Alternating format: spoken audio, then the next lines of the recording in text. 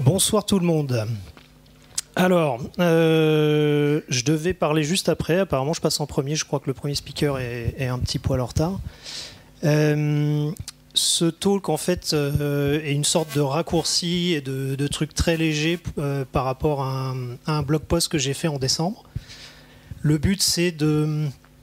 Clairement, le but de tout ça, et je vais en parler plus en détail, donc, c'est de déployer Kubernetes sur des VM OpenStack grâce à l'outil Terraform. Alors, en ce qui me concerne, très vite fait, je viens de rentrer de l'étranger. Je faisais du dev sur base Docker et j'ai fait pas mal d'orchestration puisqu'on faisait pas mal d'encodage. Puis je viens de rentrer sur Paris, enfin, il y a 6 mois maintenant, rejoindre la société Enix.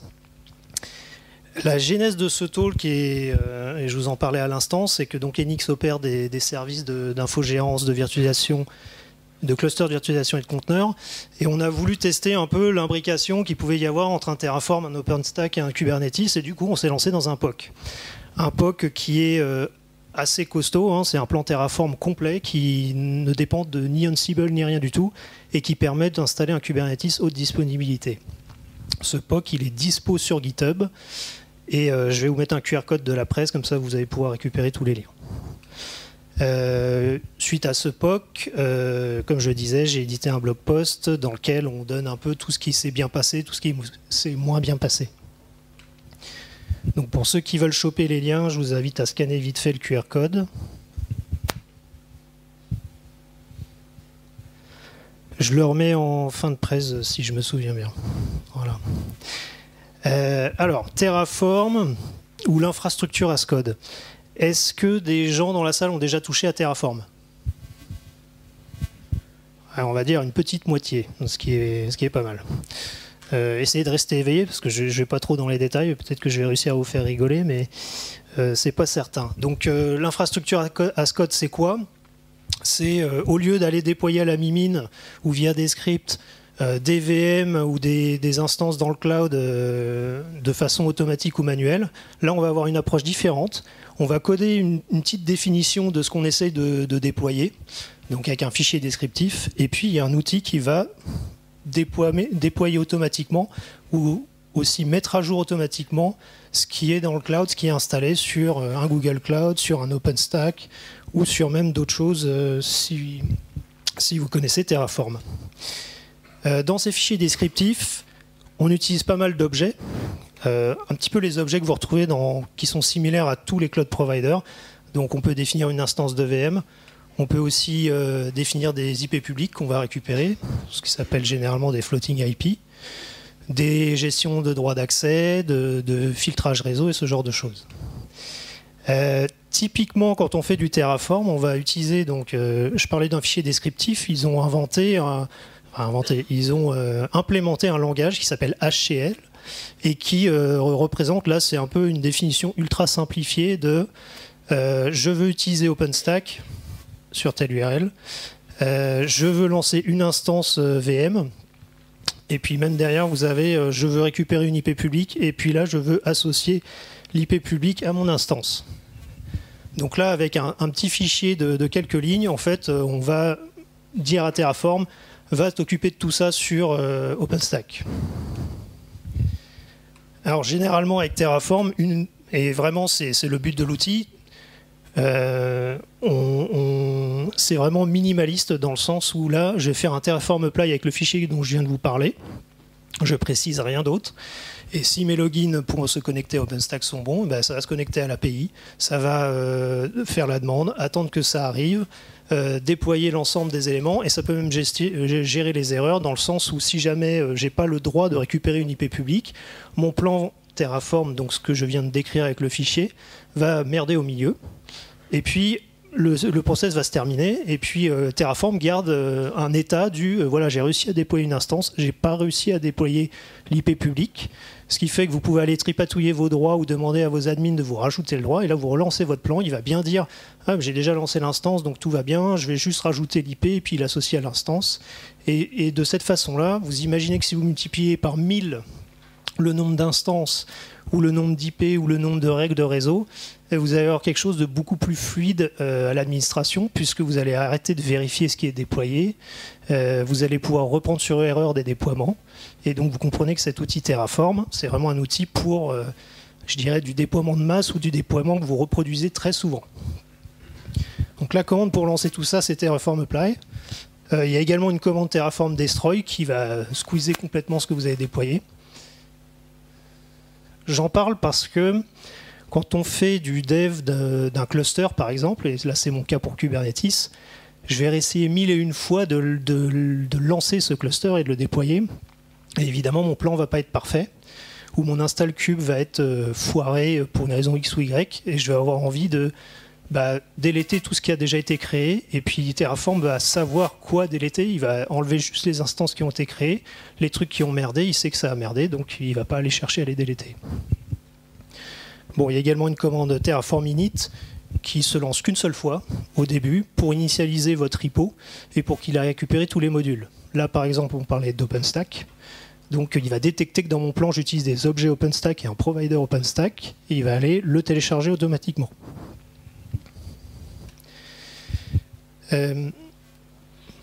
Un des points, à mon sens, retour d'expérience, qui est un gros point positif de Terraform, c'est une dépendance en graphe. C'est-à-dire que par rapport à un script Ansible, sur lequel vous allez dire je vais sur une machine, je veux tester que tel truc est présent, puis j'installe, puis etc. Vous allez pouvoir paralléliser un petit peu avec plusieurs hosts, mais dès que vous allez avoir beaucoup d'actions parallèles, ça va être compliqué de les synchroniser. Et bien avec Terraform, vous avez la puissance de dépendance en graphe entre les objets, et donc vous avez une parallélisation maximale. Tout ce qui peut être créé avant un autre objet est fait. Et vous avez du coup des gains notables en performance de déploiement. Alors, ce genre de slide, c'est pour que je fasse une petite pause et que je parle pas trop vite. Force est de constater que ça me fait toujours de l'effet de présenter devant autant de personnes, donc si je bafouille, c'est normal.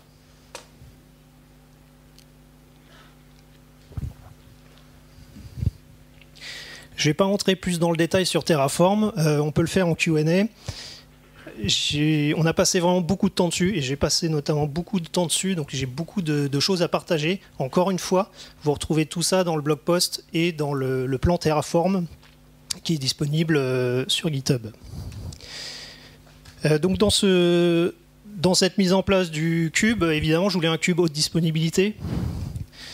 Et j'ai choisi d'utiliser KubeADM parce que je ne voulais pas avoir de dépendance sur des outils type KubeSpray ou RKE ou ce genre de choses. Donc la question est, qui a déjà utilisé KubeADM init? On va dire un petit tiers. KubeADM init, en gros, Kubernetes livre un outil qui s'appelle KubeADM qui permet d'installer un cluster qui n'est pas aussi puissant que des installateurs type KubeSpray ou RKE, mais qui s'en approchent de plus en plus. Au fil des releases de Kube, il y a vraiment beaucoup de choses qui sont arrivées et qui font qu'aujourd'hui, KubeADM est une solution viable pour installer un cluster de façon assez simple. Alors, c'est totalement vrai quand vous voulez un nœud master, c'est un peu moins vrai quand vous voulez faire de la haute disponibilité avec plusieurs nœuds master. Et là, il y a en gros deux solutions avec KubeADM. Donc je repose la question, qui a fait du KubeADM init phase? Bon, ok. Cool, j'ai des trucs à présenter. KubeADM init phase, qui s'appelait avant KubeADM alpha phase, et qui vient d'être nommé en 1.13. En gros, ça permet de découper toutes les parties, tous les modules d'installation qui sont utilisés par une commande comme KubeADM init. Donc au lieu de dire Prouch, je veux lancer un cluster, là je vais dire, je veux d'abord faire des checks, la génération des certs, la création d'un fichier kubeconfig, lancer le kubelet, lancer le control plane sur le kubelet, lancer un cluster etcd, en l'occurrence un nœud, faire des choses sur l'API, bref. Vous avez un ensemble de phases qui sont celles de KubeADM init à jour au niveau de la 1.13 et qui vous permet de voir plus finement la main sur ce qui se passe. C'est assez intéressant quand vous voulez faire de la HA, c'est d'ailleurs la méthode conseillée sur la doc Kubernetes quand vous utilisez KubeADM pour faire de la haute disponibilité. En gros, vous allez probablement générer des certificats une fois. certains des certificats, puis les copier sur les autres nœuds master et ensuite faire la suite de l'installation. Donc la commande kubeadm certs, par exemple, sur certains points, vous allez la faire qu'une fois et sur les autres nœuds, vous n'aurez pas besoin de la refaire. Dans le plan dont je vous parlais tout à l'heure qui est sur GitHub, vous avez tout ça, tout cet exemple-là du je fais certaines actions sur un nœud, j'en fais d'autres sur les autres que je rajoute ensuite. Alors il y a aussi une commande qui vient d'arriver, qui est arrivée il n'y a pas si longtemps que ça. Quand vous voulez rajouter un nœud à un cluster, vous faites la commande kubeadm join généralement. Cette commande kubeadm join, elle est faite pour rajouter des workers, pas des masters, pas de control plane. Il se trouve que kubeadm join maintenant permet, avec la commande expérimentale control plane, de faire toutes ces actions dont je vous ai parlé. C'est pas encore parfait, c'est pas encore complet, mais ça montre encore une fois que kubeadm, avec le temps, devient vraiment un outil de référence pour installer du cluster kube. Alors l'intérêt de faire du kubeadm avec Terraform, c'est que je vais utiliser la puissance des graphes de Terraform pour lancer toutes mes actions sur les masters, sur les workers, sur tout ce que j'ai à faire, y compris sur l'API OpenStack, puisque je veux créer des VM, récupérer des IP publics, mettre des règles de sécurité, etc. En langage Terraform, pour lancer des actions qui ne sont pas vraiment sur les objets OpenStack, on utilise ce qu'on appelle un provisionneur. Il y en a plusieurs types. Il y en a qui permettent de générer des fichiers, il y en a qui permettent de faire des actions locales sur la machine où on fait tourner Terraform, et puis il y en a une qui est assez intéressante qui s'appelle Remote Exec, et qui permet, comme son nom l'indique, d'aller exécuter des choses sur, par exemple, une instance que vous venez de créer. Donc je disais, on utilise la dépendance des graphes, on en profite, et à la fin, ce qu'on récupère, c'est une bien meilleure performance de déploiement. Votre cluster ne va pas aller plus vite grâce à Terraform. Ce qui va aller plus vite, c'est le déploiement et l'administration de tous ces assets que vous avez un peu éparpillés partout. Alors, ça, c'est... vous n'arrivez pas à le lire, je suppose? Moi non plus. Je ne le connais pas par cœur, mais en gros, c'est l'arbre de dépendance, le graphe du plan Terraform dont je vous parlais tout à l'heure, qui est sur GitHub, dans lequel, par exemple, je crois que c'est par ici, il y a une commande kubeadm qui va appliquer une spec sur mon cluster. Il faut déjà qu'il soit allumé, mon cluster, pour ça. Donc il va dépendre d'un autre objet plus haut qui est mise en place du control plane, par exemple. Le control plane, lui, va attendre que y ait un cluster etcd qui tourne, et l'objet qui s'occupe de faire le cluster etcd va attendre que il y ait au moins un nœud installé sur lequel je puisse accéder pour lancer un cluster etcd. Donc ça, c'est généré avec Terraform Graph, c'est une commande particulière qui génère des infos que vous pouvez passer dans Dot et générer des SVG de ce type-là.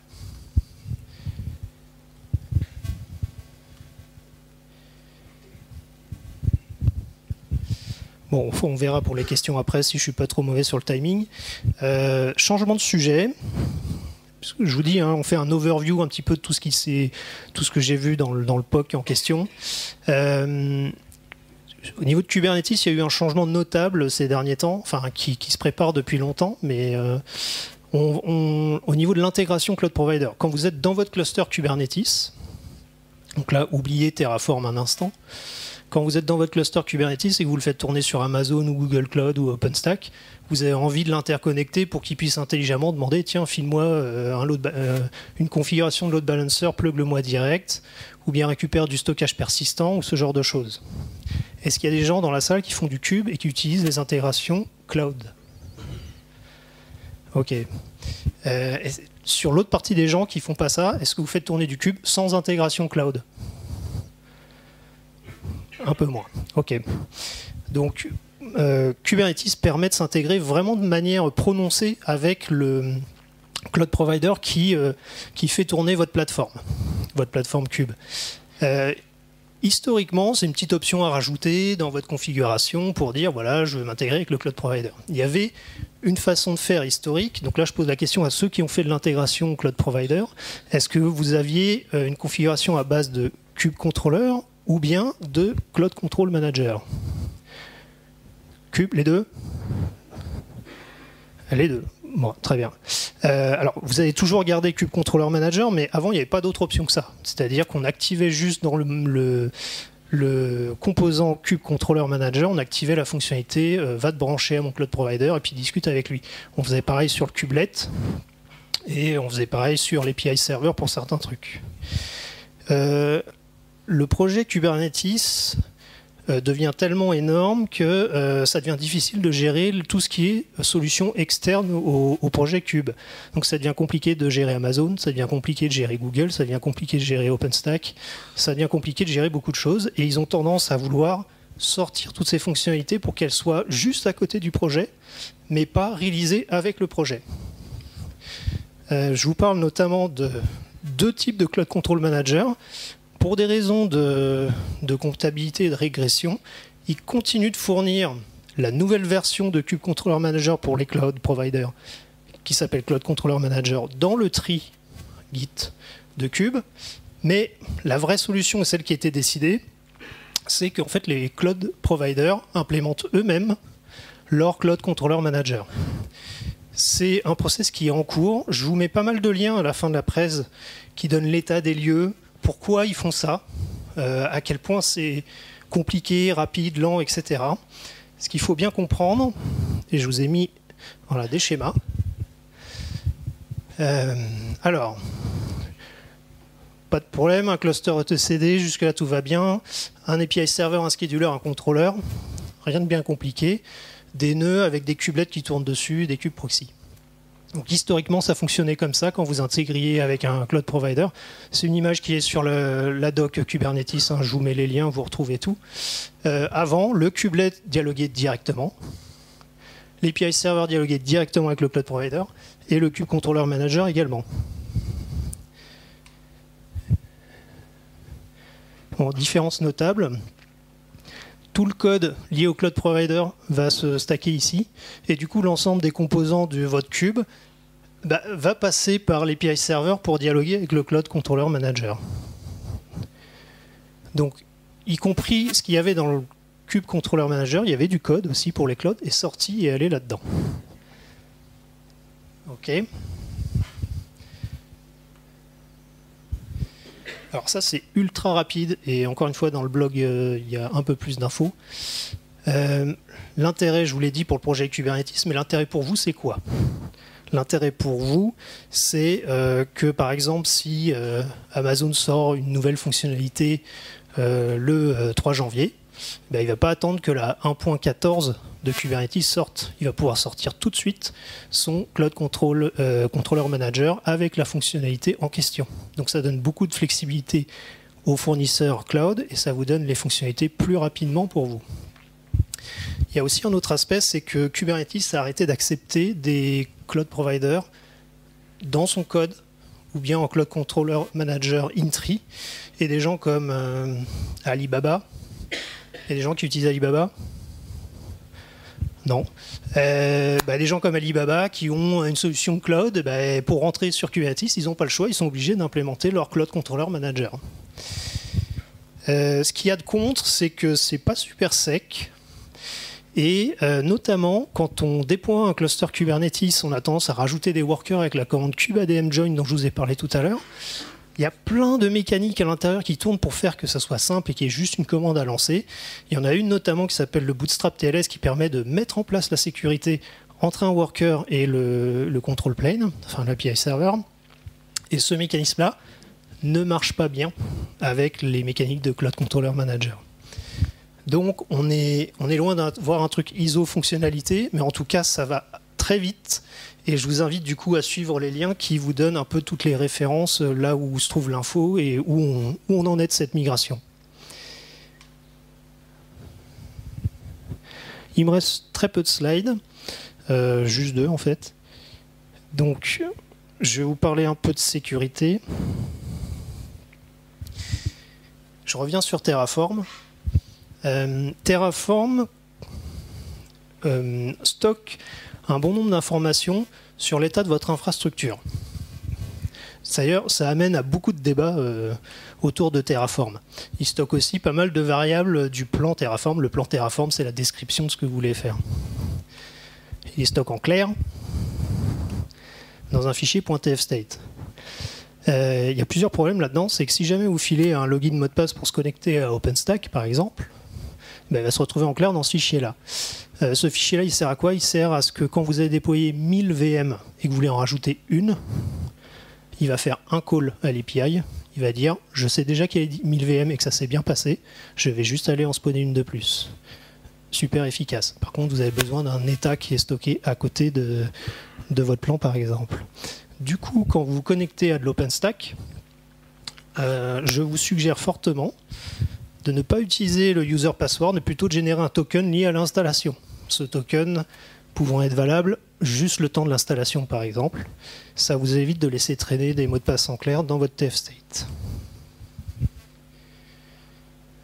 De la même façon, quand vous utilisez le remote exec pour vous connecter à la machine que vous venez de spawner, généralement vous faites ça comment? Bah, vous avez donné à la VM avant une clé publique, et puis vous utilisez votre clé privée pour vous connecter sur la machine en question. Le problème, c'est qu'il faut la donner à Terraform, cette clé publique, cette clé privée, entre guillemets, pour qu'il puisse s'y connecter à votre place. Vous pouvez la passer en paramètres, pas de problème, ça marche très bien, mais encore une fois, ça va être stocké dans le tfstate en clair. Donc, à mon sens, une meilleure utilisation, c'est de charger votre clé dans SSH Agent, que Terraform va utiliser. Du coup, il n'aura pas de vision sur votre clé privée, en tout cas, il ne va pas la stocker. Alors, ça c'est le dernier slide, voilà. Quelques sujets à creuser. Ça c'est le QR code de la presse que je viens de faire. J'ai essayé d'être rapide, parce que je savais qu'on était 3 speakers. J'espère que vous aurez des questions. Un sujet à creuser, un énorme sujet, c'est qu'on est en Terraform 0.11 aujourd'hui et qu'il y a vraiment une sorte de momentum. Il y a beaucoup de gens qui l'utilisent, mais beaucoup de gens ont détecté des problèmes. Et ces problèmes vont être adressés, ou sont déjà adressés, dans Terraform 0.12, notamment avec l'utilisation du langage 2.0. C'était annoncé en juin 2018, c'est toujours pas là. Et je leur ai demandé s'ils n'ont toujours pas de date. Mais ça devrait arriver bientôt. Donc un sujet à suivre.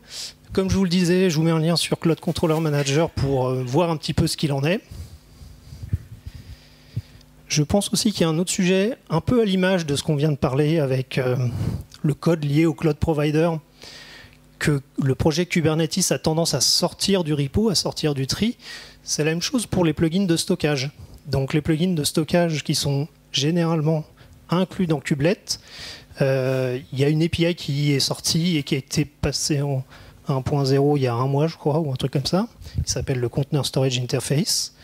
Et petit à petit, de la même façon, les plugins de stockage vont devenir des projets annexes autour de Kubernetes au lieu d'être intégrés.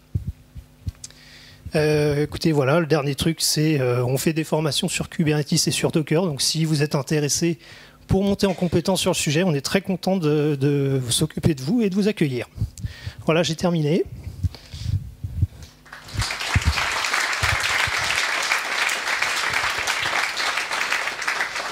Je ne me suis pas encore asphyxié, donc je dois pouvoir répondre à quelques questions-réponses. Si des gens en ont. Je ne sais pas si on passe un micro ou...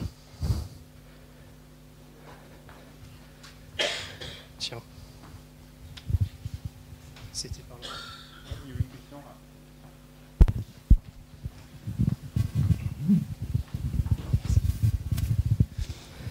Alors, outre les avantages liés à la vitesse de déploiement, quels sont les avantages de cette approche par rapport à du KubeSpray qui, par exemple, dans sa version 2.8, utilise maintenant KubeAdmin et il me semble que dans la version 3.0, ils vont complètement virer tout ce qui n'est pas KubeAdmin. Alors, il faut savoir que KubeSpray utilise ou peut utiliser Terraform pour déployer sur Amazon, OpenStack, etc. C'est une sorte de plugin sous-jacent. Je prétends pas du tout que Terraform soit un remplacement d'installateurs type KubeSpray ou RKE. Là, c'était un POC. Le but, c'était de tester les limites de cette approche-là et de se dire, est-ce qu'il y a vraiment besoin d'un KubeSpray ou d'un RKE à côté? Le retour d'expérience, c'est quoi? C'est qu'en fait, je pense que tous les installateurs vont finir par se rétrécir autour de KubeADM et quelle que soit la solution utilisée, Terraform, KubeSpray, RKE ou d'autres, peut-être moins RKE, on va avoir de plus en plus du KubeADM partout.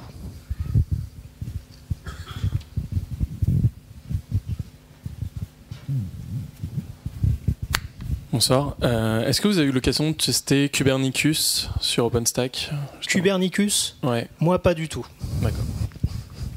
Désolé, j'ai pas de feedback sur le sujet.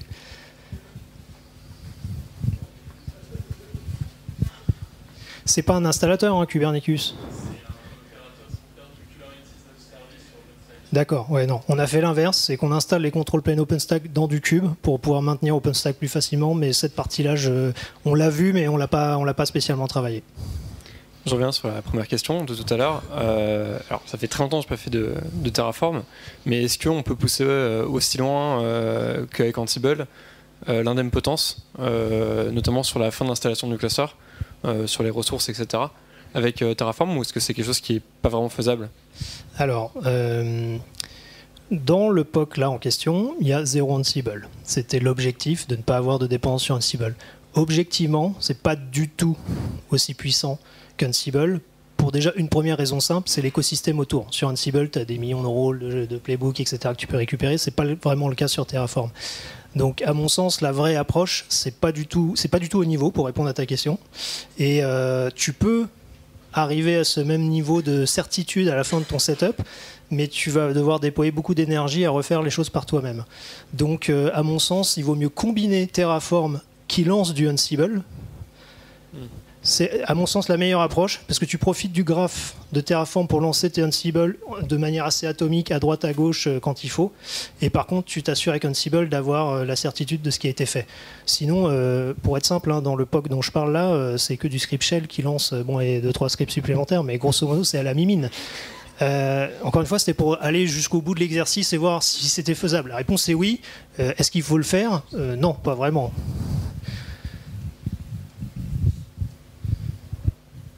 Bon, pas d'autres questions?